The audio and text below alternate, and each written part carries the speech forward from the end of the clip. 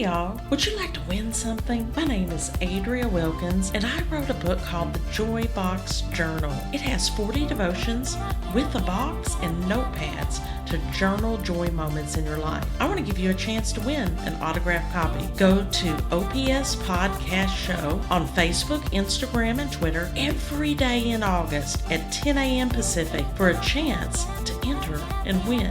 When you see the picture of my book, all you need to do is like and post a comment with the hashtag #LookoutForJoy. If you'd like an extra entry, go to my Facebook page, Adria Wilkins. Will be a post pinned at the top of the month of August, and it will be labeled Chance to Win. All you need to do is like the post and comment. We will do a drawing live at the end of August. Good luck, and y'all be on the lookout for joy.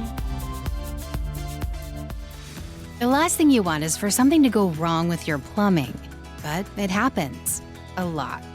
And the last thing you want when there's water spraying all over your kitchen or your toilet is overflowing is looking up reviews on which plumber you should call. So let me save you some time. Call the Art of Plumbing. They're always on time. They can locate the problem and fix it right away. They even help with solutions to stop any future problems. Save time. Call the Art of Plumbing today. 541-951-9405. Hey, come take a walk with me, not like you used to do. Do something different and put yourself in other people's shoes. Open up your mind and open up your eyes and change your direction, change your perspective. Welcome into Other People's Shoes. As you know, I'm your host, Neil Matthews. Thank you so much for joining us this week. As you know, it is season finale day.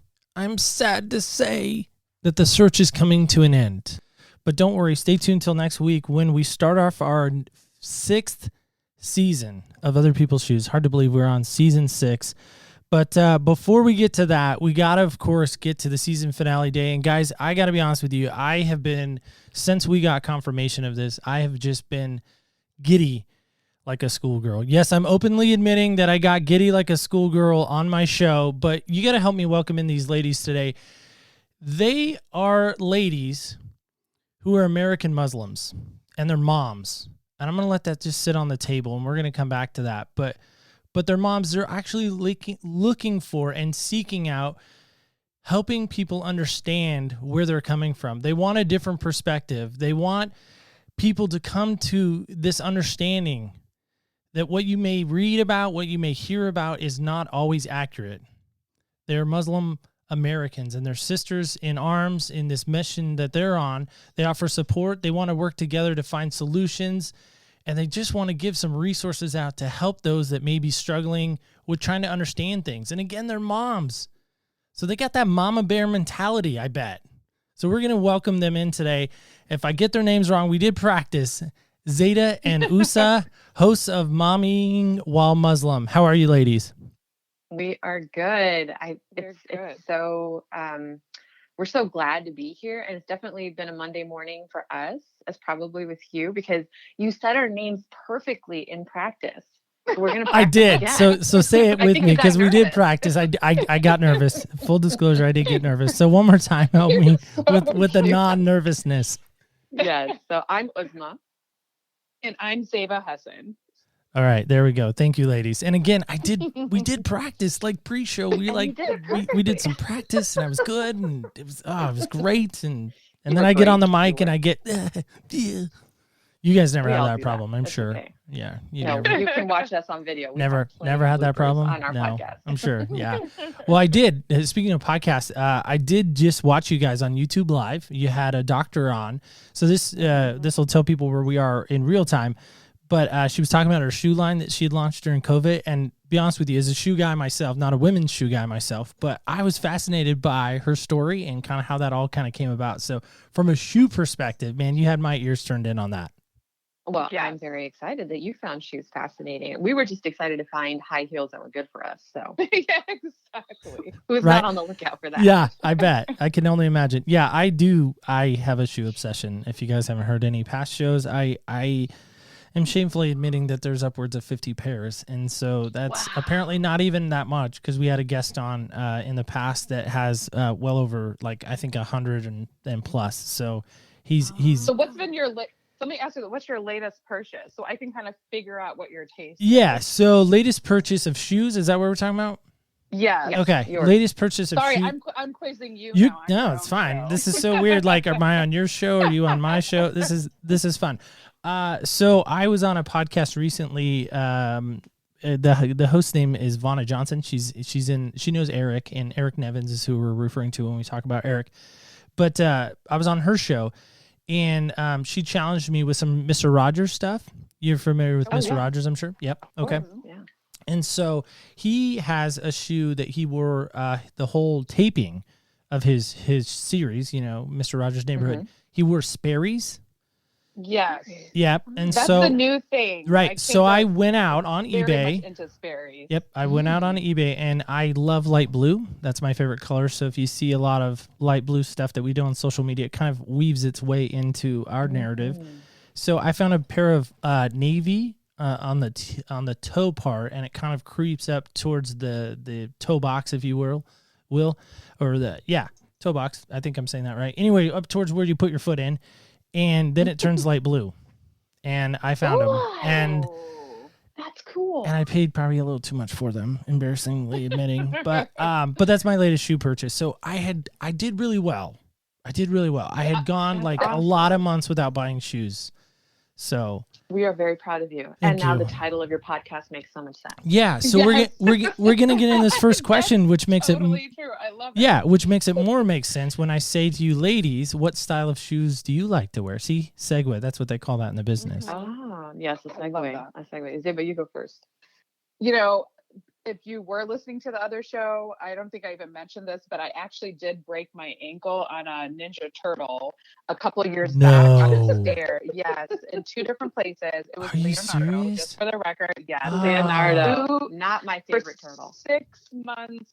And so as a result of that, my heel days are gone. So my summer go-to shoe, I'm just going to admit this, are Birkenstocks. I don't care if you think they're cute or not. They are comfortable. Okay. And I'm not even going to apologize for that. I mean, there is some shoe judgment because I don't wear sandals or flip flops. So Eric did warn you guys that there might be some shoe judgment. I'm just, I know. I'm so warning that's that. you can warning do that. that, but guess But what? we're in I'm Oregon, comfortable so on the baseball field. right, Oh. we're in Oregon, Yeah. so Birkenstocks are like the thing, and everybody wears Yeah. them. We have a little community Yes. called Ashland. They sell them probably by the Yes. truckloads. So yeah, I'm sure. Yeah. So it's okay. Well, I guess I would fit into Oregon a little bit because. Well, we got to I'm say Oregon. We got to loving correct you. my- It's Oregon. Sorry. Oregon. Oregon. Yeah, let's help you with that. Oregon. Oregon, not Sorry. Oregon. It's okay. It's all right. Okay, Awesome. it's a That's right. Chicago thing. It's a Chicago thing. Okay. So the shoe judgment, bring it on, because I am a flip-flop girl, and whatever is easily slid onto my foot. So the flattest shoes I can find, which I just learned on our show with the foot and ankle surgeon, is the worst thing I can possibly do, because I don't have any of those orthotics or supports for my arch. And I complain, like, my arch is hurt all the time. And now I know. You Bring on the might judgment. you might have plantar fasciitis too. I could. And I don't know if doesn't she- feel as painful though. I didn't know if she talked about that at all, and so because I was doing other stuff while I was listening, but I don't know if she caught that, so I had to go check on some things out of the office for Sure. a second. But Yeah. so I might have missed that part. In fairness, but back to you guys. So when I hear the word Islam, I'm gonna put my cards on the table. I'm a white United States born. My dad is a former Marine. My mom is a daycare lady my whole life. So smaller children have always been in and out of my life, as far as, my mom being in a daycare setting, childcare setting, director of, grew up in the church, grew up evangelical Christian. I read the book Malcolm X in 6th grade. The only reason why I read it is because it had a giant X on the front of it, and I thought it was the number 10, and I was like, what's this about? Serious, true story. Like, I'm being honest. Like, ladies, you're going to get honesty. I So love that. if you're I not, gotta learn if you're my not Roman ready for numerals, that, dang it. here we go. So strap in, is what I'm telling you. It's going to get crazy. There's going to be some turbulence. So, but I know what I read about on the news. Well, see on the news, and then what I read about, online and things like that. And when I hear the word Muslim, immediately what comes to my mind is Malcolm X first, but then I think about Osama bin Laden. I'm sorry, I can't help but think that, right? I think about Hezbollah. I think about things like that. I think of hatred, not that I have it, but that somehow Muslims hate me because I'm, this white evangelical Christian. I even throw that word in, and I don't like that word because it only appears 3 times in the Bible. I like disciple of Jesus better, so maybe that's a better word. That's part of the reason why I was a little bit giddy to get with you guys today, because I want to set the record straight, at least in my heart, and maybe in the hearts of so many others, that just because I claim Christian, by the way, things have been done in the name of Christianity that are not right. Right. Things have been done in the name of Christianity, of people standing outside an abortion clinic, whether you like abortion or not, doesn't matter. Doesn't matter. I don't have the right to go down there and yell at somebody and saying you're a murderer, you're this, you're that. I don't have the right to show up at a fallen soldier's funeral and say, I just don't. So that's why I was excited about having you guys on, because I want you to help educate me. Because again, if I'm going to be in your shoes, right? If I'm going to be in your shoes, my perspective gets to be put on the table. My perspective almost gets to be put on the back burner, because it's not about my perspective right now. It's about you and your perspective. And here's the best part is we can differ on all kinds of stuff, I'm sure, right? Sports teams, we can differ on that. We can differ on, which time to pray, which time to go to worship, whatever. We can differ on all of that, but it doesn't matter. In my mind, we need to have a conversation, and I think that to me is what we're missing in this world, and even in this country. So there's my soapbox as we set the stage. I love your soapbox. Yeah, communication is key to everything, right? So I know that you started out saying that you were apprehensive about asking questions because you don't want to offend, but if you don't ask, you won't ever find out. So we are really excited to be able to have this conversation with you too. So with that, there is this thing, right? And I know you ladies didn't coin this phrase, because if you would have, you probably would have maybe trademarked it, just, because it's fun, no, right? No, actually probably wouldn't. Okay, have. Fair enough. But is there a thing called Islamic phobia? I mean, is that a thing? Is that a real thing in your mind? Does anybody want to do that one? Islamophobia. So, Islamophobia, what does phobia mean, right? The fear of something. And if something is, like you said, you were a little bit fearful of Muslims and Islam. So the concept of Islamophobia is definitely a thing. It is a mainstream media term that is being thrown around a lot without a lot of context behind it. And where Uzma and I come from is really from the position of we are more alike than different. So the concept of fear shouldn't be there, because there's a high probability that I would sit next to you, like at a sporting event for our kids, or and we would have more in common than differences. So to be afraid or to be fearful for me is the concept of not knowing, and having these types of conversations and, going across the aisle, for a lack of a better phrase, is just what we need to do in order to dispel some of that fear that people might have. Yeah, I think that's the key, right? Is a while back we had a lady come on, actually right during the George Floyd stuff, right when all that news first broke. And I had a couple friends reach out and say, man, what a timely episode you have today, this week with, this African-American lady coming on. Not only is she African-American, but she started the gay and lesbian pride parade in that little town of Ashland that I was referring to with the Birkenstocks. And I didn't know what to ask her. I honestly, I've not had a ton of interaction with people who are, homosexual. Different than you. Different than me. And different than you. Yeah. And even different than me, as far as a black woman. I have no basis of that. No point of, I'm not a woman. I'm just not. Sorry. Don't identify as a woman. And that's supposed to be funny, but also at the same time, I just don't. Yeah. But again, for you ladies, first off, how did you guys meet? I don't want to go too far down Islam before we maybe clear some other housekeeping stuff, because you guys seem in two different worlds, really, right? I mean, we are. Okay. We are. So how the heck did this meeting of minds, this Wonder Twins unite? That's a superhero reference. I don't know if you guys get that or not, but it's not Ninja Turtles. Sorry, but But you guys came together for the greater good. How does that happen?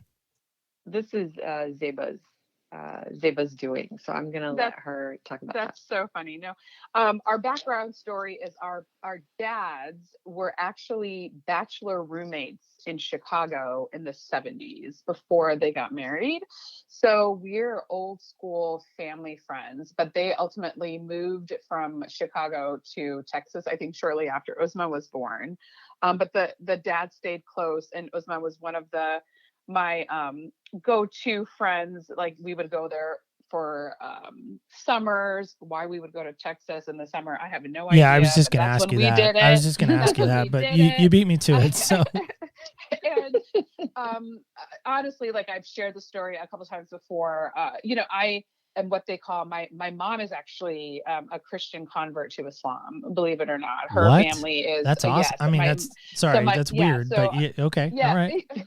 It's Sorry. weird or different, but yeah, my mom is a convert to Islam. She is of Irish descent, though we found out there's a little bit of Scandinavian in there as well. And she converted to Islam shortly before she met my dad, and then they got married and then had me. So obviously, growing up bicultural, I've gone to church, believe it or not, celebrated, because half of my family is Christian. So I understand, I've read the Bible, the Torah, and the Quran. So, religion in general has always been something that was interesting to me. But the truth of the matter is, for lack of a better phrase, from the white supremacy perspective, I can pass as a non-Muslim person until somebody hears my name or they talk to me and I am very vocal about it. Most people don't know, or they don't assume, I should probably say. So we were coming back from a trip from Chicago, visiting our family there. We live in the DC area now. And my oldest son at the time was a rising freshman, and we had just visited the Northwestern campus. So he was proudly displaying his Northwestern basketball t-shirt, with his beats on at the time, just like your typical American. Yeah, I was going to say, it just looks like a normal, teenager from college, perhaps on a college tour. Okay. Well, but that was kind of the thing, right? Okay, He sure. looks a little bit older. He's 6'2", and he's darker complected, so a lot darker than I am. And we were given a lot of negative, what's the word, Uzma? Like investigation, stereotype, maybe. Yeah, like racially profiled.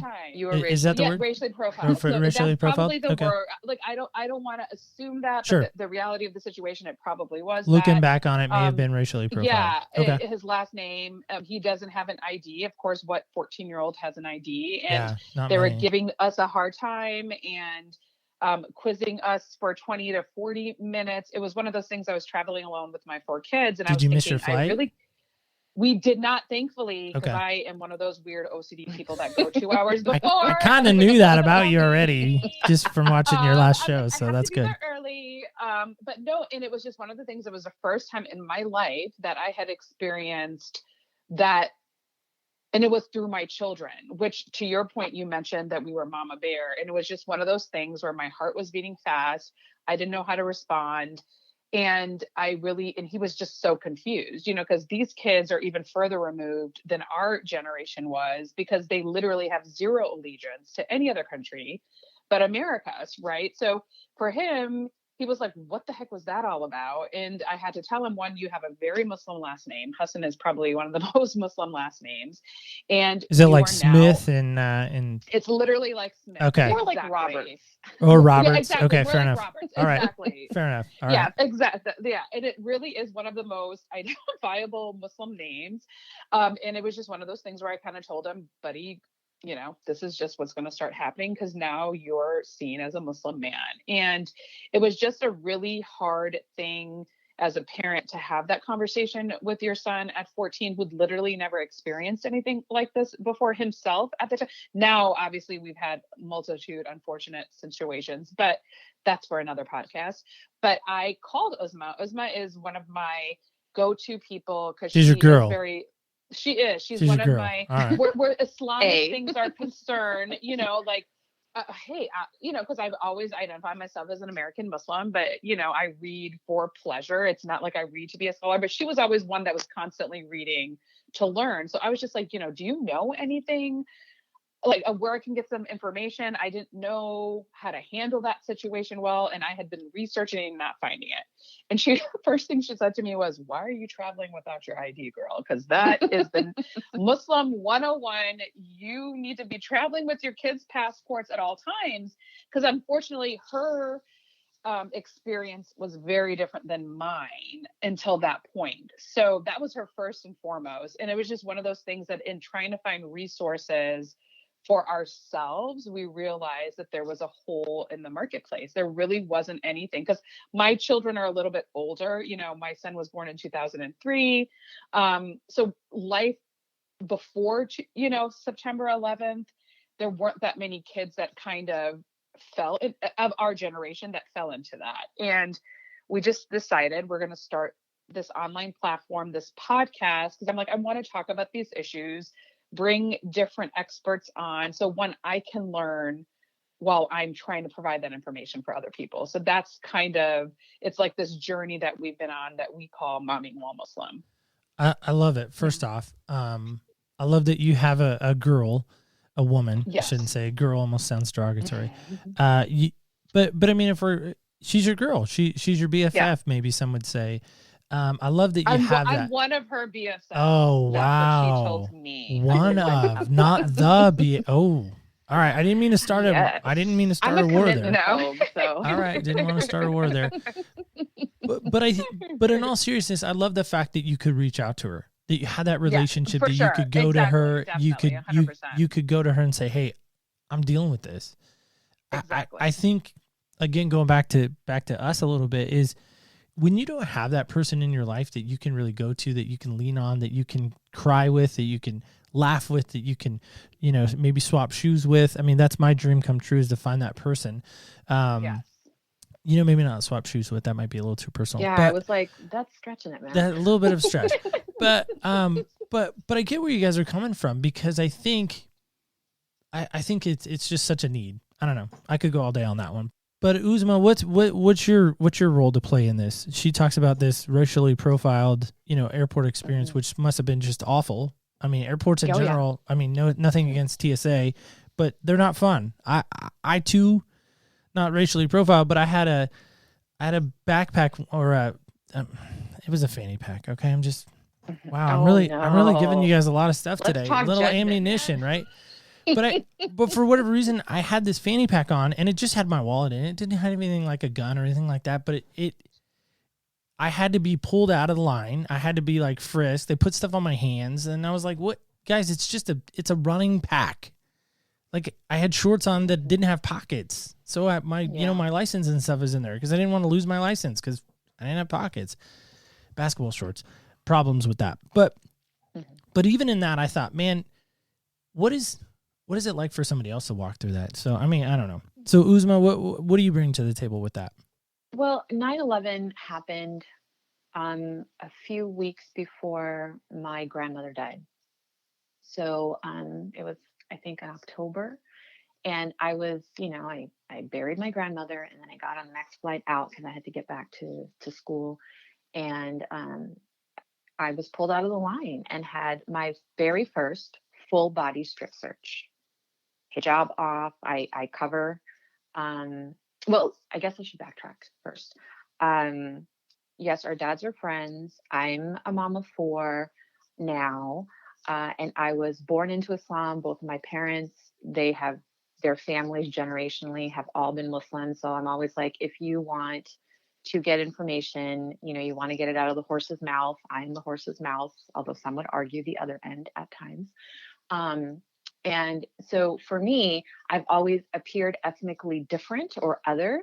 I can't pass for anything else. What, you know, people who believe in like ethnogenetics or like a superior race would always other me. And then on top of that, I dress Muslim because I wear the hijab or the headscarf. And so I was pulled out of line. I was also racially profiled. And this is just weeks after 9/11. So off to the side, here's a little partition wall, and I'm 5'8". The wall was maybe 5 feet tall. So like my whole head is about, and I'm like, well, you need to take your clothes off. And I'm like, no, like I can see we're going to have to sit, like everybody in line and out here is going to see me. Like we're going to have to get on the floor. So basically we all sat down. I'd take my clothes off, and I mean everything. And two women with gloves on were literally going through all of my creases and folds, trying to find, I don't even know that they knew what they were trying to find. Like if I don't have a bomb under my clothes that you can see right there, where else am I going to put it in? Because this is in the early stages of 9/11. Yeah. Post So this was 9/11. in Fort Lauderdale. Okay. And so, I get dressed. I'm totally, like numb from the pain of my grandmother dying, but now furious and enraged that this has happened to me. And I walk out of the partition, and there's this guy standing there, another ethnic looking guy. And, a TSA agent is like, oh, wait, aren't you with him? And he's looking at me, and I'm like, no, I'm not with him. So apparently he had been pulled to the side, and I don't know what happened, but they were maybe thinking that I was with him and he was under question. Something happened. And, I basically, at the end of the day, I was pulled out for no reason other than they thought there was some kind of mistaken identity or mistaken relationship, because nobody asked. They just assumed that I was with this guy. They assumed that as a Muslim woman, I am not going to be traveling by myself, but I really was. And I often did, and that's why I say, just ask, are you with this person? Because maybe I could have avoided that humiliating situation. But even now, this past October, we had our first retreat for Momming While Muslim, and I got pulled into the curtained area by, gate agents in Santa Fe. And it was the same thing, get undressed, their gloved hands inside of and they didn't make me take my clothes off, but they were inside my clothes. All because, Santa Fe is kind of kitschy, and they have like all of those homemade soaps and stuff like that, and hand creams. And so let me just tell you guys right now, don't ever put on hand cream before you go to the TSA, because it alerts that little paper, I forgot the name of the paper. It's like a chromatograph paper, and they wipe it on your hands, and anything that's bomb petroleum residue. jelly based. They're doing it for bomb residue. See if there's bomb residue on your hand. I found out later because they did that to me as well. Mm-hmm. Right. So petroleum jelly is often apparently a bomb making base. So I was like, oh my God. And I used to Vaseline pretty frequently, because where I live now, it's very dry. So I learned that early, and then forgot when I went to Santa Fe that all of this handmade, like, really organic, fair trade certified, all that stuff that I had gotten there was going to activate the chromatogram. And so I was really ticked off. But yeah, it still happens. It's always happened when my infants were in baby carriers sleeping on my chest. And so TSA did, eventually evolve, and they wouldn't make you take your child off if you were a baby wearer. And that's what I did. And I often took newborns with me on a plane. This is pre-COVID, guys. So they wouldn't make me take the baby off, but I always had the passport for the baby, or at least like a birth certificate to say this is my child. So shouldn't you be checking all children's IDs to make sure they're not being kidnapped? And then B, the passport.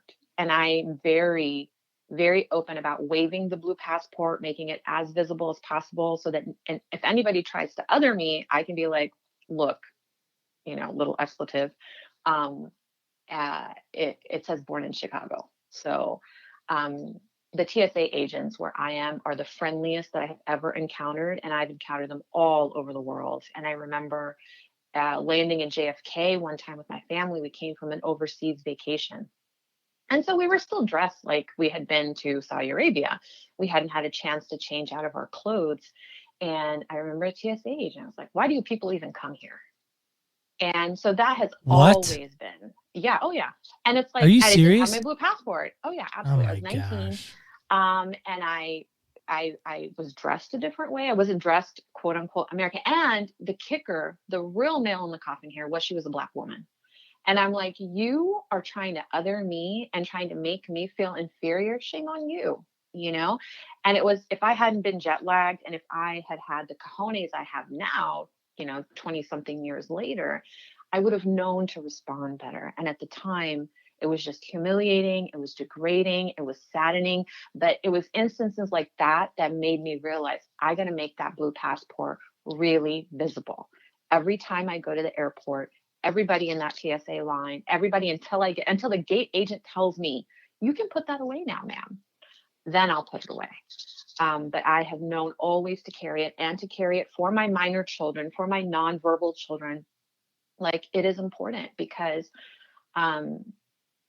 people will always other us, and it just kind of reinforced some of the messages that I got growing up, that because you will never be accepted, just go ahead and stand out. So, Wow. I don't know if that answers your question. No, I it feel like did. that goes No, above and beyond. no, it's great. You gave some good stuff there. Not just good stuff, just some heart-wrenching stuff. I mean, again, what I went through does not, and it's not a comparison game, right? I'm not No, it's trying, not. I'm not trying to by any Everybody's means experience is dismiss important. what you did, or like, oh, well, I've been through that too. No, I've never had been strip searched by TSA. They did pull me out of line. They put the residue on my hands when I had the, fanny pack on.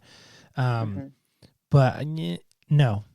And honestly, which you're not, but if you were my wife in that situation, I probably would have gotten thrown out of the airport, because ain't nobody touching my wife that way. Ain't nobody. Yeah. Ain't nobody but me. So she's amazing. My wife gets a mention there, so we try to keep track of those. Yay. So Shout out, Mike. one day I'll pay out $1 a mention, by the way. So I owe her a lot of money. But I see that, as I'm thinking back over what you guys just shared, what have you guys searched for? Maybe it's the same thing, or maybe it's a separate thing, but what has been your greatest search on this journey that you're on now? On the podcast? Yeah, on the podcast, or just in life in general, or thinking growing up, like what did you search for? That's a really deep question. Really deep question, because we can go in a whole different ways. But I mean, I can just tell you. Well, I mean, if we can make it succinct somehow, I don't know. Again, we try to make it like open-ended for a reason. I definitely appreciate that. No, for me, just to put it back to the podcast and momming while Muslim, part of the reason for me, and I think for Uzma, like, I'm not going to speak for her. I'm going to let her, trust me, she could speak for herself, this lady over here. But I kind of get that vibe from her, just a little bit of interaction we've had, okay. And the watching I've done. She's not afraid. She's not afraid. She's not afraid. But you were talking about George Floyd a little bit earlier, and I've mentioned this in a couple of other podcasts. Like, there was a sign that really resonated for me. It was a woman. It was a white woman holding a sign that essentially said, when he called out for his mom, he essentially called all of us moms to action, right? When you're coming from that base level of love, and it's the purest sense of love. I know you said you're not a parent, you're not a mom, so you can't understand this, but I guarantee your mom felt this for you. But it's from this pure sense of love that I feel, regardless of what religious affiliation, what race you are. I mean, literally, even what species, right? You see this even in the animal world, that this base human connection to children that you are blessed to become the parent of, that really connects people in ways that you would never really see, regardless of religion, right? So that was kind of like, for the love of your children, and it kind of connects everybody on a different level. And for me as a mother, it's, what can I do in this, me being so insignificant in the broader scheme of life, can I do to make the world a little bit better for my children to inherit? And if that means I'm having conversations with you that may or may not be uncomfortable, or, talking about frank issues that even within our own communities, we do not talk about, I'm just being blunt about that. It goes in pushing the boundaries of learning, so that when my kids inherit the world, it's just a little bit better for them. That, for me, is my journey at this stage in my life. Yeah, I think that was well said, by the way. Yeah. Well said. No, I mean it. That's a hard follow. But yeah, I was like, good luck with that. Good luck with that. Uzma, what do you think of that? Like, what are we looking for? I think that is like the question for all of humanity, right? As a Muslim, I feel blessed because I know the purpose of my existence. I know God created me only to worship him. That is in our scripture. That is an instruction by God. You are only sent here to worship me. So that makes it really easy. But then what does that look like? And so growing up in America as a Muslim, as a second generation American, the struggle for identity was so paramount. And I would argue that it's still something that is so hard, and it kind of impedes worship because, who am I? And what is my body? What does it mean to me? And what does it mean to other people? And then how do I use it to worship in a way that I'm fulfilling this commandment by God, and I'm, fulfilling everything that's expected outside of it by mankind or womankind. And once I became a mom, that's when I started gaining the confidence, like, oh my God, like you made me capable of carrying and pushing out life. Like I am way closer to you than men are. I am like such a useful vessel for you. And that's when I found out how I was going to worship. And it was going to be through my children. Like Zaiba said, we have been, this is the universal language of humanity. Everybody understands mothers. Everybody can empathize with mothers. I mean, you would think there are some exceptions. But, how do I minimize some of that identity crisis that I went through when I was growing up for my children? And how do I hone in on their Muslim American identities and give them the wings then to worship in the way that is most meaningful to them and to fulfill this commandment by God to worship him, if that makes sense. No, that does. And that was, by the way, that was beautiful. You had a tough follow, and I think you rose to the occasion. I love that line. If I can have life come out of me, I almost feel like a lion roar needed to like be in the background for you. I would have done it. Just, I could do it. I almost had I known I would have had the lion sound queued up, but I didn't. That's a fail on my part. But yeah, next time perhaps. But ladies, you guys are fascinating to me, and people in general fascinate me. But you especially, you guys fascinate me from so many different facets of life. But going back to 9/11, I was just married. I was 21 years old. And I remember my wife was working actually with my mom at a daycare center, and she called me on my cell phone. And she said, you got to turn on the news. Something happened in New York. And, next month we're going to think about 9/11. September will be here. And there are dates that stand out in our mind, in our country, and even in our own personal lives, right? I'm sure you guys have several dates. Maybe it's your wedding date. Maybe it's the birth of your children, the birth of the show. Maybe a great guest that came on that you're like, man, I'm always going to remember that one day we met this crazy guy from Oregon that, is obsessed with shoes and loves the University of North Carolina, and obviously his wife too, because he pays her every time he talks about her. Kooky things like that, right? But take us back to 9/11 in your own mind. Where were you? What you were doing, and then how has that impacted your life going forward? We all remember where we were. Yeah. And for me, actually, the funny thing about this story, and I'd love to share this because I still have the card from this, is my husband and I. We were very newly married at that time as well. We were just celebrating like 2 years. We went on our first cruise, and we went on an Alaskan cruise. And we were coming back from, I think you had to come in through Canada. And our flight was delayed. And I remember, this is not a joke. There's specific Alaskan knives that people they're like fishing knives, like small, thinly bladed knives that people actually bring from Alaska. So in the airport in Canada, there were signs everywhere that says, please take the knives out of your checked-in bag and put it in your carry-on bag. And I even remember at that time being like, that's crazy weird. So it's so funny how the next day, like life as you know it, totally changed. And we missed our flight for whatever reason. And my husband was supposed to be in New York the next day. And because he missed his flight, his secretary put him on a later flight to New York the very next day, which was God's will, right? Because he would have been in the financial district because that's what he does. And I was at work coming back, and we're in Chicago, in the downtown Chicago, I worked right by the Sears Towers, and it was pure pandemonium, chaos. Obviously, we didn't have the smartphones like we have now, right, where you get Apple alerts or CNN alerts. You were pulling out a TV from the closet trying to figure out what was going on.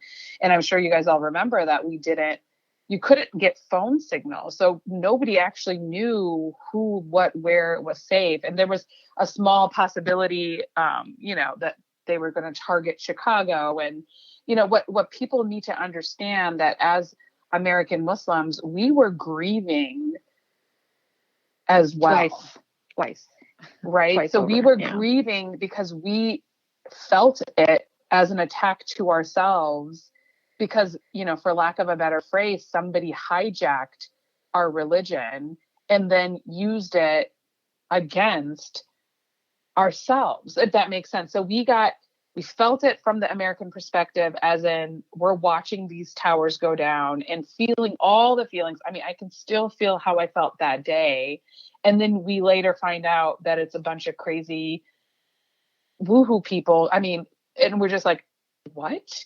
And now we're having to speak on behalf of 1.8 billion people, right? Because we happen to be Muslim.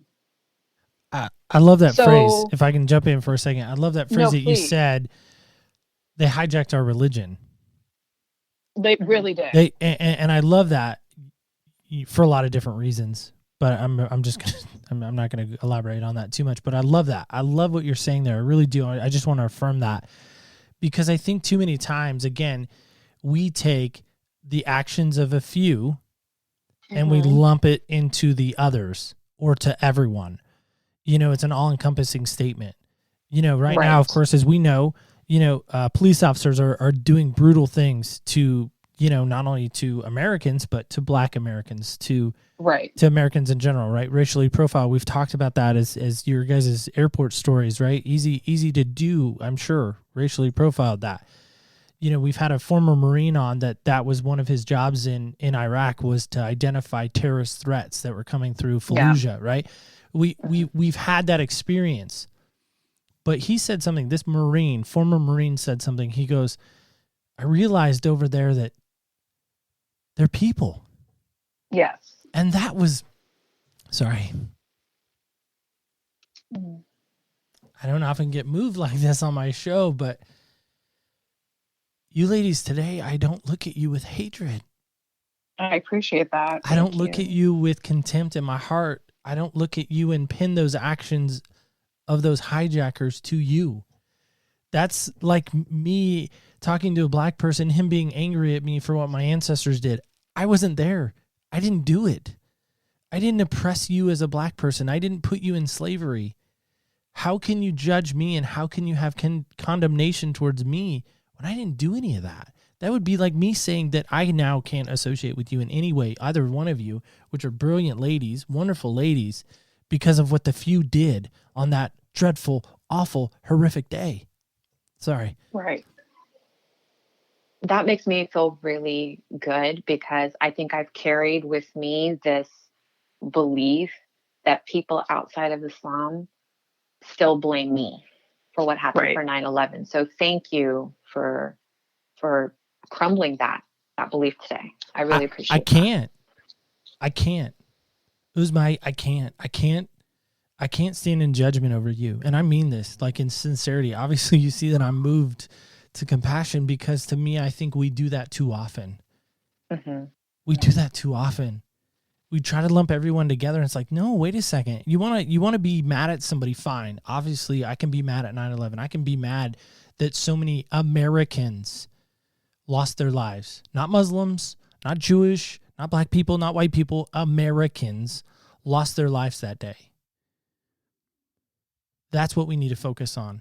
Yeah. And we are maybe Americans, to honor right? the And that's millions the truth of it. lives. Oh, go ahead. No, and I'm just going to say, like, at the end of the day, we're American too. Right. Yeah, And I think that's absolutely. important for us because, I don't think my American identity was as important to me until 9/11 happened. So that was Yes. one of, I think, the advantages of 9/11 to us, because we could, I think we had to, in defense and response to what was happening to the Muslim community in America and across the world after 9/11, that it was a defense mechanism to say, no, but I'm American too. This happened to me too. But then, when we talk about how traumatic it was for all of us that day, every time 9/11 is commemorated, we're not just honoring the deaths of the people that died in the attack. What's happening is the death of freedom of religion in this country, as we feel it, as we sense it, as American Muslims, because the Islamophobia or fear of Islam started after that. Regardless of what George Bush said, to the contrary, we have somebody in the White House right now who's saying Islam hates us. So everything that we've worked for since then, everything that we've tried to do since then, is completely thrown out the window. And so Islamophobia is, the flames of it continue to be fanned by people who are pointing back to 9/11 again and not honoring the lives, but blaming us continually. And so that's why, people like me have the sense that, okay, they still hate us for it and we had nothing to do with it. We're not responsible for it. And I think the majority of the people, you're representative of the majority of the people who can differentiate between the actions of a few, and, not representing Islam. But as Muslims in America, we always feel like, anytime there's any kind of terrorist attack, like we have this collective held breath. Please, God, don't let it be a Muslim. And this was unfortunately not one of those instances. So on that, it was a Tuesday, I believe. I was asleep in the car, because that is the best way to get me to fall asleep, is to take me on a ride somewhere. And it was our regular commute. We were carpooling to school. I had to get dropped off at the medical center to work first, because I went to work, then I went to my college classes, then I came back to work in the afternoon. And so I woke up because I heard, oh, there's been a plane that hit a building. And I remember jolting awake. I was like, what, is that real? And they were like, yeah, it's real. So then I went to my department at the College of Medicine, and everybody was in this tiny little closet with a little TV, the ones with the antennas and the dials. Mm-hmm. So it was like you had to like bang it on the side to get the clear picture. And I watched the towers fall from there. And, I think we already knew who had done the attack or who had taken credit for the attack. And my boss turned to me and was like, I'm going to drive you home right now because it's not safe for you. There's already been another bomb threat at the hospital across the street. You're not safe. I was going to take a bus to campus. And she was so afraid that somebody was going to hurt me. And that is collectively how we've lived since 9/11 happened, in fear of being attacked because of the way that we look or because of what we believe.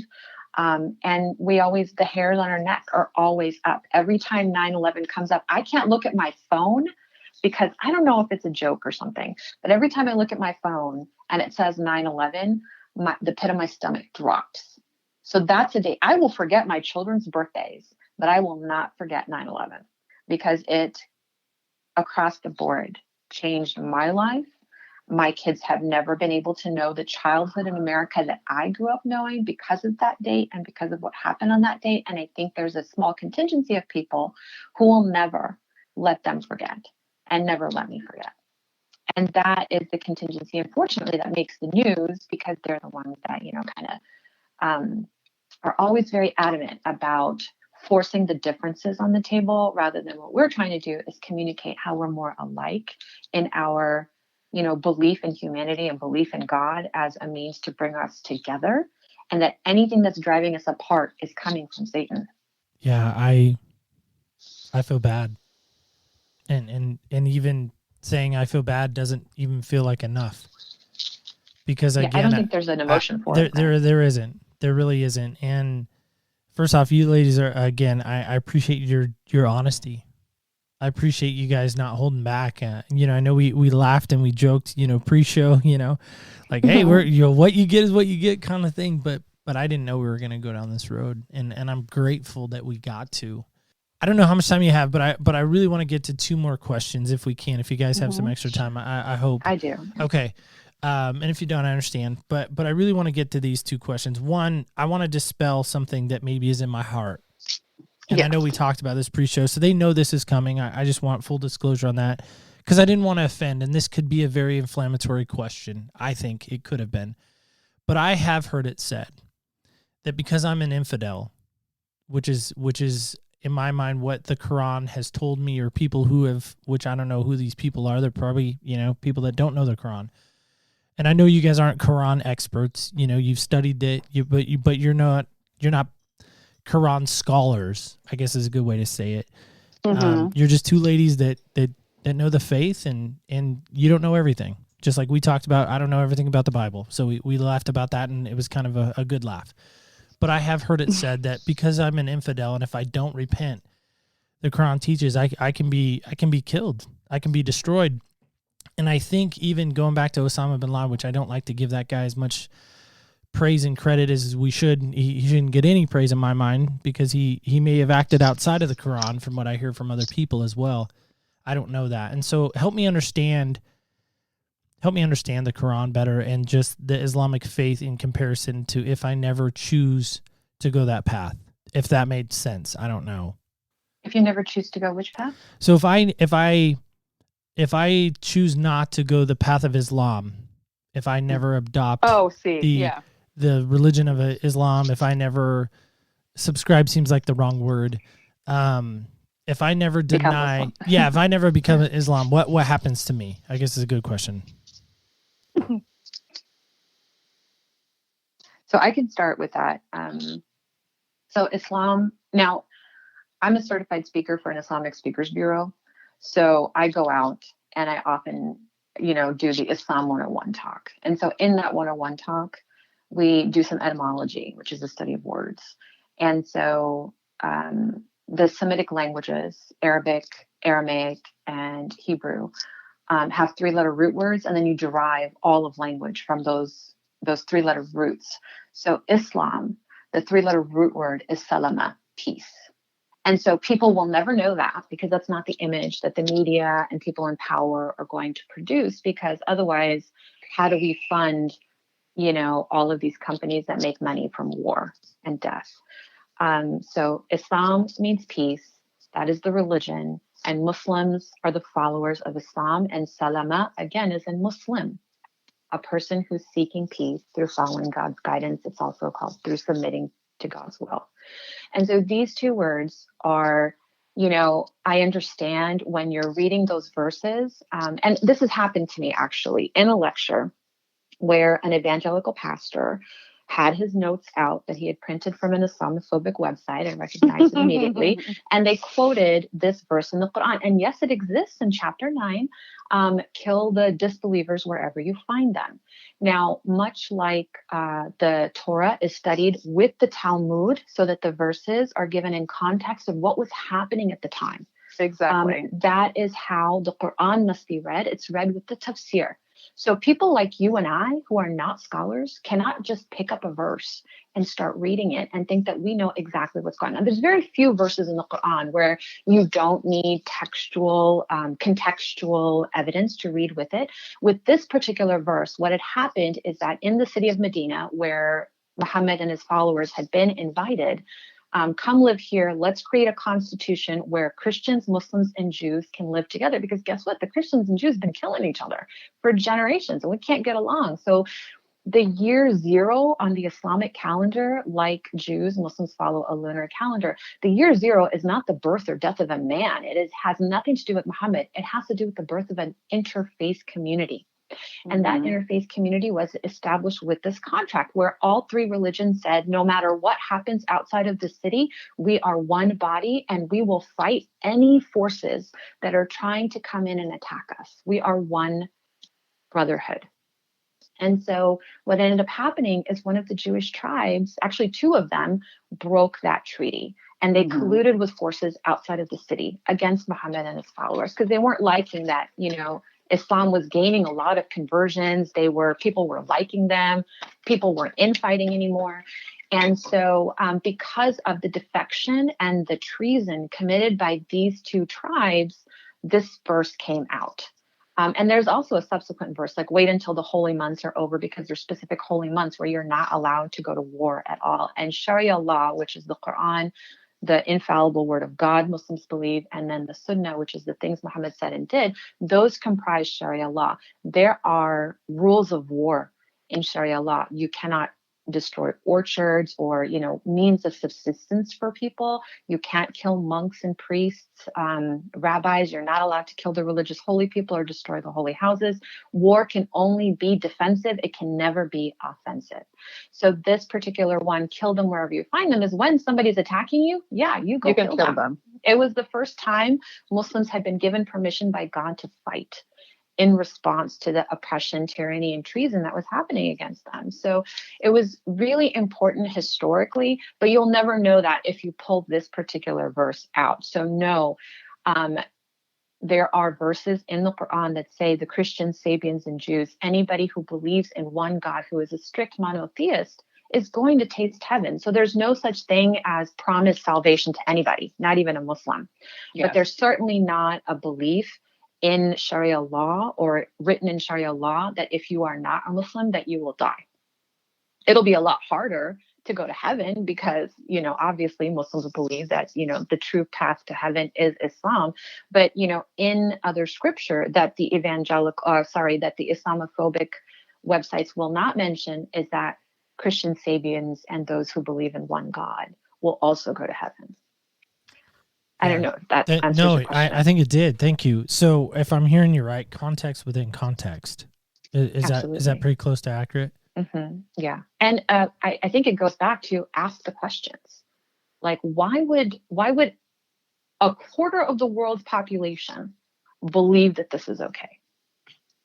Like, keep asking the questions. What does it really mean? Well, right. And that's why I appreciate you asking. Yeah, go ahead. Yeah, and I appreciate you asking that. But I would like to interject one thing. No, please. Yeah, I love. That's why I love having you both on, because we get two different perspectives. You get two different perspectives because Uzma definitely has more of the Quranic knowledge, and obviously I have my Sunday school basic knowledge and whatever I read, and she's 100% correct in saying that, if I've read the Bible, I read the Torah, you can take any one or two statements and pull it out of context, and use that to kind of build a case against somebody. And what we're trying to do right now is to build a bridge, not build a case. Right. So I'm not going to talk about that. But what I am going to talk about is in Islam, one of the main contenders is there's no compulsion in religion either. Right. To be a Muslim is to pretty much just submit yourself to God, which, in most religions, that's what you're doing. If you're doing it right, you're submitting yourself to God. And I always use the vernacular with my children, or the example. I'm like, listen, there are multiple ways to get to the top of the mountain, and the different religions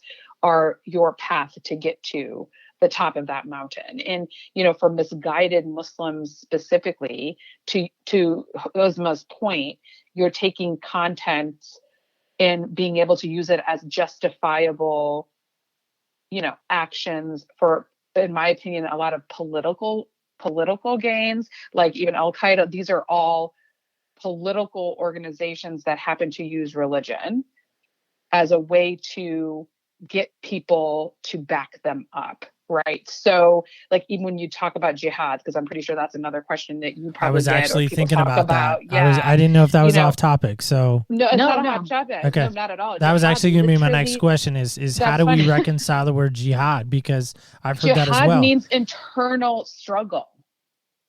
It's not an act of violence. Like, if right now I'm having an internal jihad of whether or not I'm homeschooling my kids in the fall. Okay. It's like, so I'm having an internal jihad as well, because I don't want to do that either.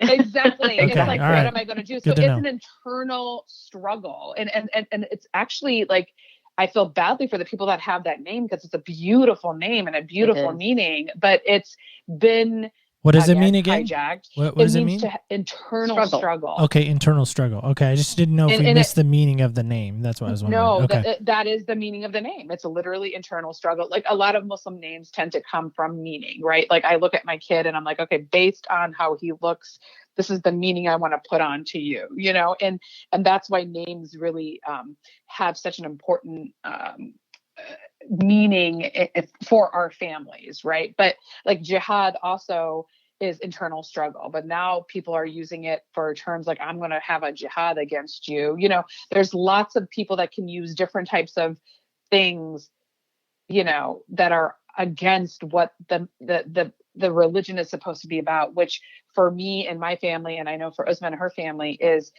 peace and spreading goodwill, because that is, you know, the actions of the prophet at the time, sallallahu alaihi wasallam, like may peace be upon him. And that is what we are going to do today. I like that. We worked that in. And just too, on that, I think the more ahead. generic, oh, go ahead.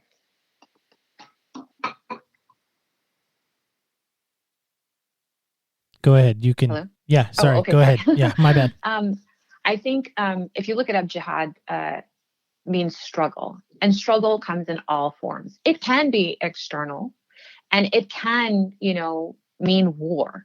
But the more generally accepted term within Islam is your spiritual struggle against sin. Because again, Muslims are not guaranteed heaven just because they were either born or became at some point Muslim. They have to constantly work at it. And that is why, you know, kind of like our Catholic brothers and sisters, we always live with guilt because we're like, oh, I have to constantly clean myself. I have to constantly check my intentions. I have to constantly check my actions. That is jihad. And so I just wanted to add that to what Zaiba was saying, but we have this very Orientalist interpretation of it. We have a very Islamophobic interpretation of it, which, you know, makes the news because it's sensational, it's scary. That is what has become the pervasive American use of the word jihad, whereas in the world, in the Islamic world, that's not what it means at all. And in fact, people often did name their children that. I, in another life, was a teacher, and I had a beautiful young man who was named Jihad, who also was named after 9/11 because his parents were like, we don't care. Like, our jihad has become even stronger because of 9/11. So we named him that, because I was like, guys, what are you doing? Why did you name him this? Our struggle is even more important now after 9/11 has happened.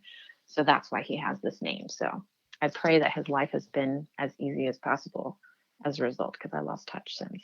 Yeah, I was thinking even back to news reports over 9/11, and of course Hezbollah comes to mind. I heard a report, and again, it's news. So is it real? Mm-hmm. Is it, is it fake? I know our president tends to say fake news quite a bit on things, so I don't know if this is fake news or not, and I don't want to go too political because we could go all day probably on that, but I did hear that Hezbollah came out and denounced Osama bin Laden for his attack on 9/11 because of this idea, or perhaps misquoted or taken out of context statement of he never gave us as the United States a chance to repent to Islam. That they were mad at him and they basically disassociated, or we would say disfellowship in maybe some religious circles, disassociated or disfellowshipped from Osama bin Laden because he did not give us the infidel a chance to repent. So, which I don't know. I mean, like I said, I don't even remember where I heard that, but I did hear that. So that's why I was curious about that. So, well, anyway. One of the rules of war, besides being defensive only, is also you must let the enemy know. You can't make a surprise attack on anybody. So maybe that was part of it. Perhaps. Yeah, that may have been. Okay. And so that's really huge, right? The Hezbollah is saying, dude, and categorically, his actions were rejected by the majority of the Muslim world, and all of the, people celebrating on the rooftops or whatever, fake news is going to say, or I would say fake politicians are going to say, no, actually, I guess they're real politicians if they're lying. Yeah. It was categorically rejected and, like you said, disassociated or disavowed, because that's not allowed. You cannot kill civilians. And so, we don't have a concept in Sharia law of collateral damage. Like, if you committed collateral damage, you just sinned. And that's huge, like to take a human life. And so where was I going with this? That categorical rejection is not, again, newsworthy because, oh, how boring is that? Like the majority of the Muslim world just said, Yeah, it's we're boring. really upset. It doesn't sell. It doesn't sell it's so boring. newspapers. It doesn't bring in ratings. Yeah, for sure. Yeah. And that's what we say about ourselves too. Zaiba and I are so boring to the average consumer because what's sensational about two moms trying to make the world a better place for their kids? I think you're exciting. I love the shoe talk today. Like I love that we're exciting. I think you're we exciting. are, but, you know, I think you're fun. That's what I tell people. I'm like, you know, a mom of 4. I was born and raised in this country. I have no accent. That may be the coolest thing that you know about me, but I'm a physician who, yes, I just drove myself over here to your lecture. So I hope there's bombs going off in your head, breaking down the stereotypes that you've built up in them. And so that, I think, is what's sensational about the work that we're doing. But otherwise, you know, people being normal and being peaceful and standing by peace is not really newsworthy. Yeah, no, I agree for sure. So last question, then we're going to play a game together because games are fun, right? Ooh, yes. Can't wait. You sound a little apprehensive there. I know. I'm like, not sure about the games, but I'm going to be ready. I get one like overjoy and another one like, oh, we have to play games. Don't worry, it's not like a trivia game or anything like that. That's the mom reaction to kids being like, we're going to play Chutes and Ladders. Exactly. Like, that's why I gave you a sibling, so I don't have to play with you. Exactly. Well, see, I'm a child of 4, so we have we have three older than me. I have 2 older sisters, and then I have a brother. And then when my wife and I, got married and we had our kiddo, I don't know if we ever really talked about like how many we wanted. I don't know if you guys had that talks with your guys, but but I don't know if we ever had that conversation. But we lost a child prior to my daughter. Oh, I'm sorry. That's okay. And so then when we got our daughter that we have now, she turned 13. So we have a 13-year-old. Oh, that's not a hard age, man. Take a minute for that. Thank you. God bless you, Daddy. Thank you. Yeah. And so she's 13 now. And so anyway, when she came along and you know, we were just blessed that God gave us her. And we're like, why are we? He's got so many other things to worry about. Let's not trouble him with another child. You know, trying to bless us with one. So we stuck with one, and her name is Adia, and we talk about meaning of names. It comes out of the Swahili language, and it means gift from God. So that is very beautiful. So we chose that specifically for the name meaning. So Adia, in case you're spelling at home. Isn't there a song? There is Sarah McLachlan. Yep, 98. Yep, 98. Yes. Yep, but we didn't get it from that. So some people think we got it from that, but we did not get it from that. So it was already in our name book thing. So anyway. And it would have been okay if you had gotten it from Sarah McLachlan. Well, she's awesome. She is awesome. I would love to sit with her one day and ask her that very question. Us 90s girls. Well, so I'm 40. I'm not asking you ladies how old you are, but I'm 40. So I'm 42. Yes. I'm not right asking. In the middle of the two of okay, you. fair enough. You don't have to share. That's We're so proud. Okay, fair enough. We don't care. Okay. Life begins at 40. Okay? Amen, right? It does. I love that. So last question, then we'll play our game. Why? I mean, you guys could do anything today. I mean, you could go make peanut butter and jelly sandwiches. You could, you could do more research for your show and your platform and what you're doing. Why on earth would you want to come on and sit with me and talk about some really tough stuff? I'm wondering that. That's a selfish question, but I really am wondering. Is it you first?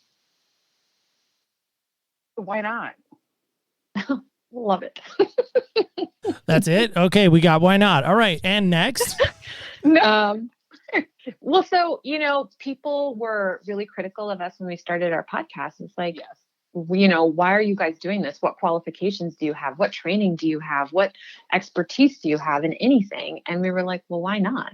Yeah, that's nobody else motto. was doing it. Exactly. So I'm being funny, but that's pretty much. No, I knew you were being funny. I've gathered that already in our short time together. It's kind of our thing. Like, everyone's always, and by God's grace, Uzma and I wear a gazillion hats. We're on the boards of so many nonprofits. Like, I do a lot of interfaith work here in the DC area.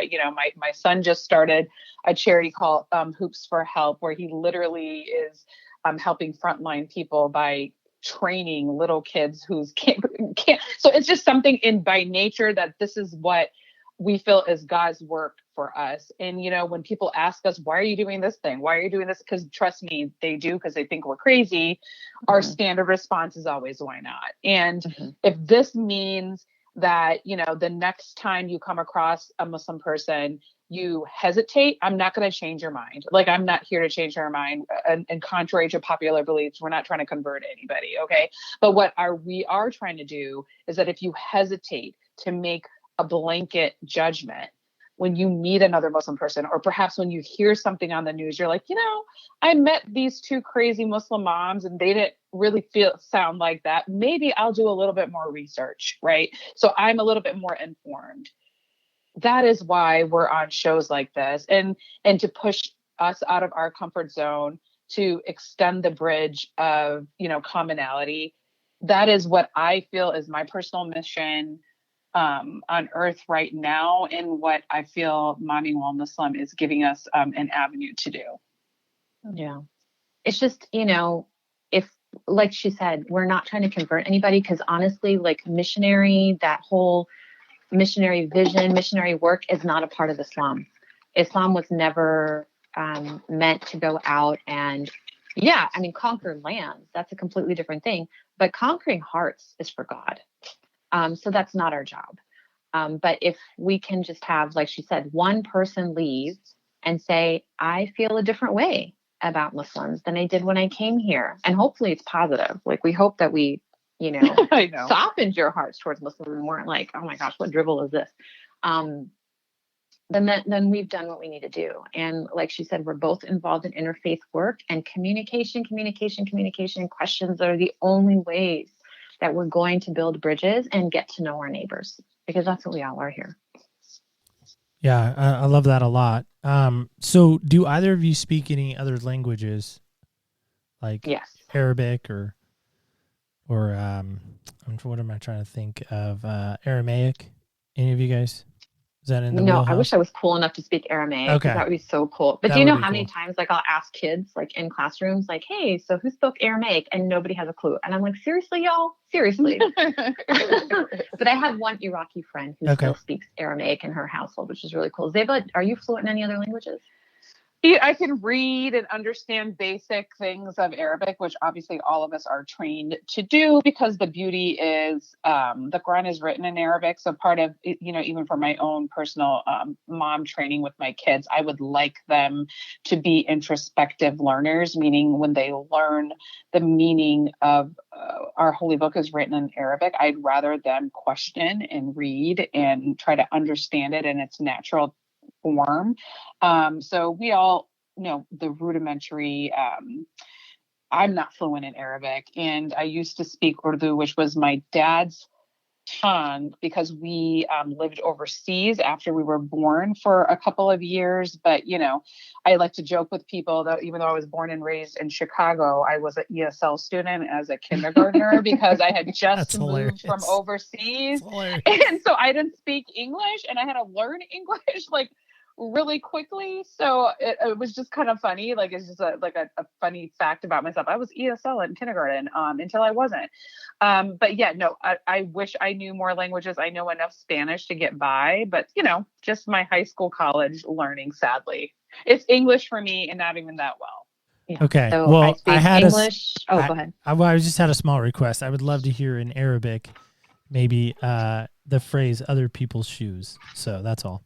Oh, yeah, no, we could say it in Urdu. Like, I'm fluent in Urdu. If you know Urdu, you also are fluent in Hindi or colloquial Hindi. So that's 3. And then I'm fluent in Spanish, which is funny because in the hospital, people will be like, oh, you know, there's this like Arab lady, will you come and translate for her? And I'd be like, I don't speak Arabic. I speak at the level of a 3-year-old. You don't want me to translate. But then when somebody Spanish speaking is there, they'll be like, oh, do you want us to get a translator? I'm like, no. And they look at me like, this makes no sense. Like, again, bombs going off in their neurons I can hear. And I'm like, no, you know, and they'll be like, where'd you learn that? Like, in Texas, you know, because I had to use it every single day after I started learning it in 8th grade. And I went to Spanish 5 and then continued to use it pretty much every day of my life since I was 14. Well, I might need to call you then because the job I do, I need quite often a Spanish interpreter because my I Spanish, could say yeah, is not good.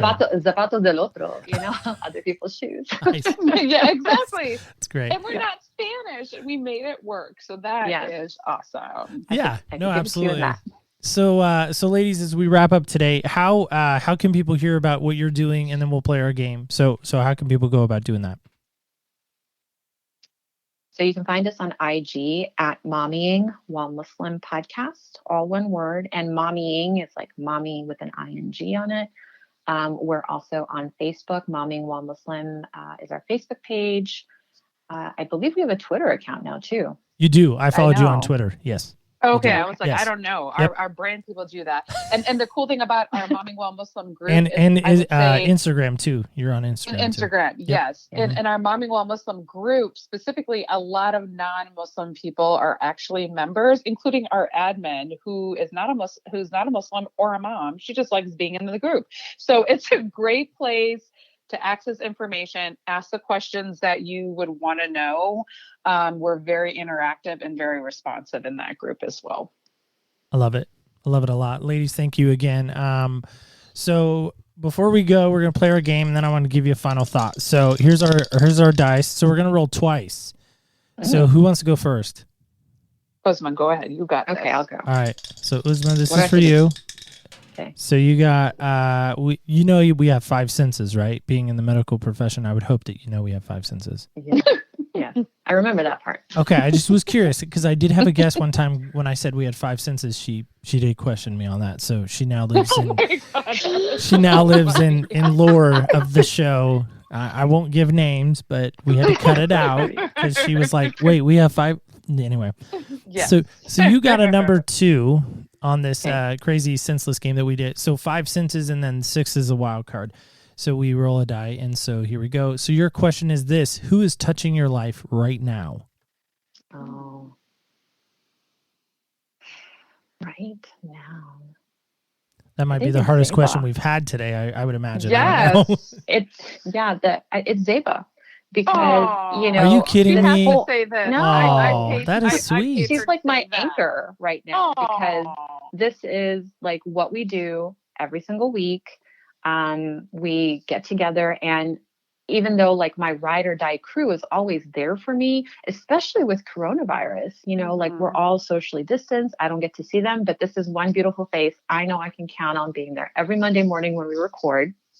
And even when I Yeah. oversleep like I did today. And I'm like, you better wake up. she's gonna find me, here and she's gonna now. know exactly. Like Uzma didn't sleep. She overslept. That's what happened. Sleeping. Yeah. So You guys that look is glamorous my- today, if that makes you feel any better. You did look glamorous Aw, today you're when so I sweet. watched. If you so. put lipstick on, it I put totally hides lipstick on a and light of everything, yeah. stuff. But Avon lipstick, from what I hear. Yes, yes. So that tells you that I, I was love listening. Avon. That Don't tells say you that I was Avon. listening. So that was for you funny. guys, were and now I was totally listening. listening. So there you go. Yeah. And somebody was Yeah. wearing MAC, which I was like, wow, that doesn't even Yes. compare. Because I used to work at Macy's, so I'm familiar with the MAC line. So you so. understand. I understand, okay? girls. I'm I understand. a Mac girl. Okay. Yeah. All right, so here we I go. never got into it. Next roll, right? Yeah. Oh, I get 2? Okay. No, she gets the roll now. It's her It's turn. Zaiba. Okay. Okay, It's it. I'm rolling. So I'm rolling for okay, Zebra cool. now. So Okay, I'm there we go. excited. Oh, ooh, man. ooh, uh-oh. Oh, Uh-oh. this is very nerve-wracking. Are you sure you want this? Uh-oh. I'm Maybe we nervous. might I'm need to ready. re-roll. I'm ready for number this. 6, which is the Ooh, wild wild card. card. Wild card. Okay. Dinner or lunch or breakfast, so a meal. One person, only one. Do not try to sneak other people to this table. Yes. Do not try to sneak it. People have tried it. Well, can please, and no, I'm not. I'm drawing a line. No, one person, dead or alive. Who is it going to be and why? Oh. So I've actually had somebody ask me this before, and my answer is always going to be the same. So the Prophet, Sallallahu Alaihi Wasallam, not him.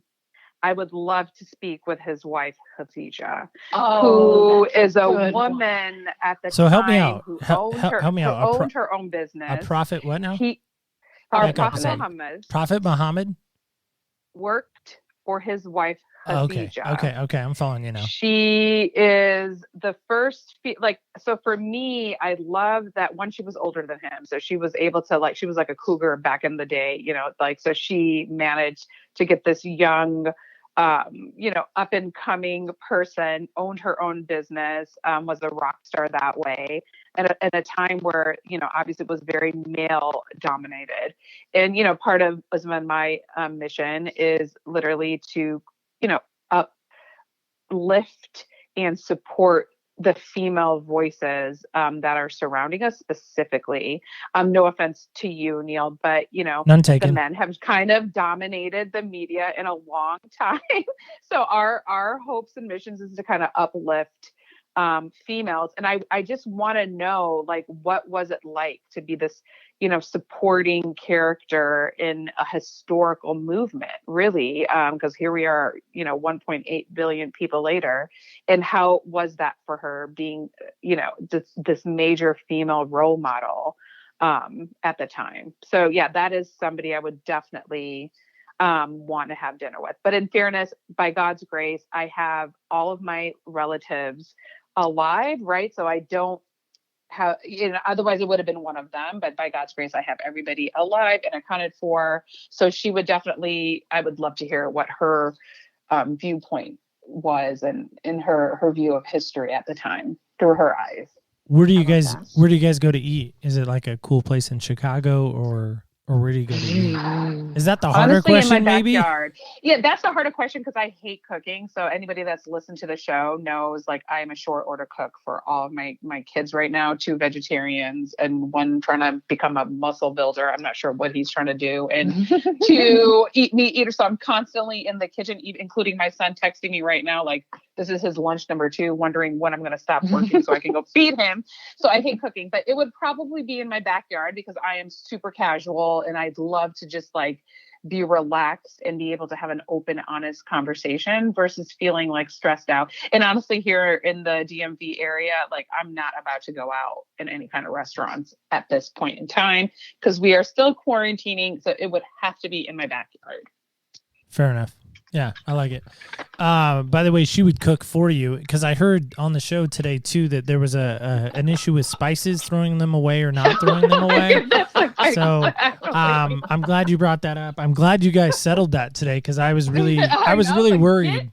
I was really worried. Of those freaking spices. I was really worried. I was worried. I was like, I don't even know what you guys are talking about. I have no clue. But I was laughing at the dynamic and the chemistry. It drives clearly, me nuts. Clearly, y'all had it, so I'm going y'all. Uzma is a hoarder. Uzma is a hoarder, and I'm always such a hoarder. Let go. Get rid of stuff. Let it go. Let it go. Like that song, the Disney song, "Let It Go." Exactly. Like that. I need that more in my life as well. So, Exactly. ladies, final thought. I'm going to give you guys final thought, and then I want to wrap up. But final thought. We've gone way over, but I think this has been very sorry. good. No, it's me. I just wanted to cram a bunch of stuff in, and so anyway, final thought goes to you guys. What do you want to say? I want to say if anybody has any further questions about Islam or Muslims, find them and ask. And I know during social distancing, it may be a little bit harder to find them, but you know what? You have us.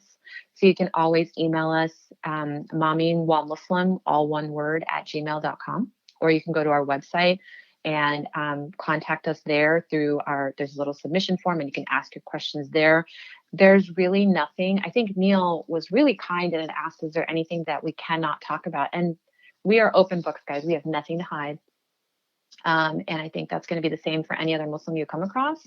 And if we don't know the answer, then we'll direct you to somebody who does. But please, let's communicate and get to know each other. Okay, cool.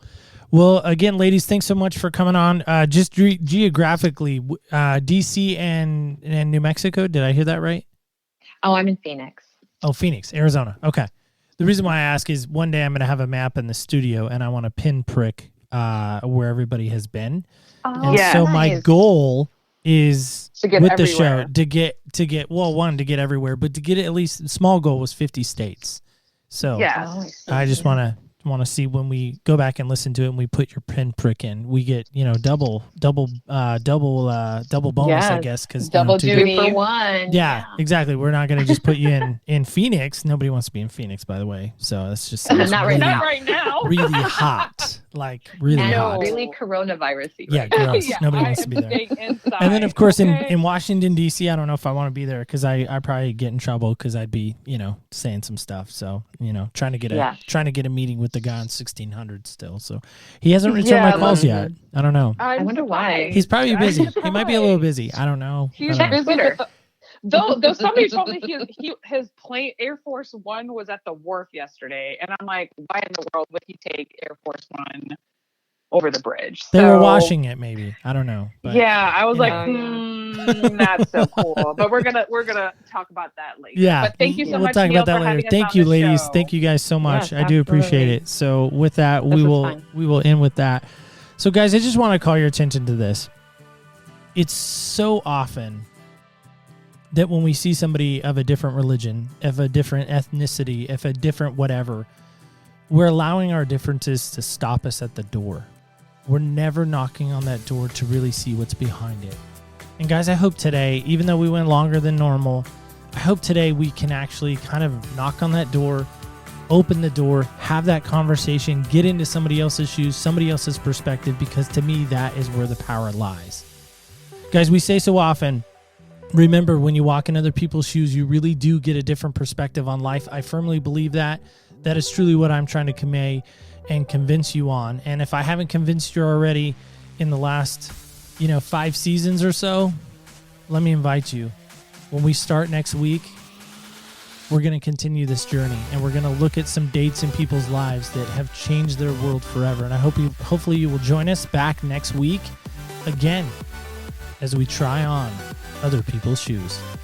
Thank you so much for joining us on Other People's Shoes today. As you know, I'm your host, Neil Matthews. Want to thank you again for joining us this last season on The Search. We are so excited that we got a chance to sit with Zaiba and Uzma and really hear more about momming while Muslim, not only their podcast, but just what it's like to be a Muslim in America today. And guys, I think they gave us some great perspective. But if you want to hear more about these ladies, of course, check out their podcast, Momming While Muslim. But of course, if you want to hear an additional conversation with a good friend of ours, Sean McCoy, over at Come to the Table podcast, he's been on with us. He sat down with them as well. And guys, that is an interview as well. Just a more expanded version, but also a different take on what we sat with them. So if you're interested in that, we of course have linked that in our show notes as well. So we of course want to call your attention back to next Wednesday is season premiere day.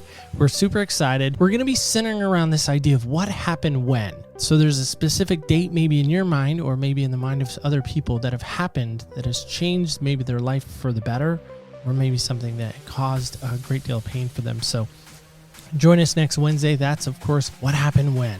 That, of course, will take place on Wednesday at opspodcast.com. That, of course, is a great place to listen each and every week to past, present, and future episodes available to you brand new every Wednesday. So join us then. If you would also like to be a guest or perhaps give us any feedback on how we've been doing over these last 5 seasons, you, of course, can do so at 203-548-7463. That's 203-548-7463. That, of course, is our guest line and our feedback line. If you'd like to be a guest, of course, text, voicemail that number, and we will get information in your hands about how you can be a future guest on Other People's Shoes. Speaking of getting things in your hand, we of course would love to get hand in hand with you, connect with you on the social media platforms, that of course being Facebook, Instagram, and Twitter. We post daily on Facebook, Instagram, and Twitter. You of course can search us under OPS Podcast Show. That of course is where you can find us on the 3 social media platforms that we're excited about being on. And with all that said, guys, we want to thank you again just one more time for giving us your attention over these last couple of months of walking through this search series that we've been on. Guys, we're excited about next season. But until then, remember, guys, when you walk in other people's shoes, you really do get a different perspective on life. On behalf of executive producer Garrett and myself, Neil Matthews, thank you so much for listening, and stay tuned till next week when we walk in other people's shoes.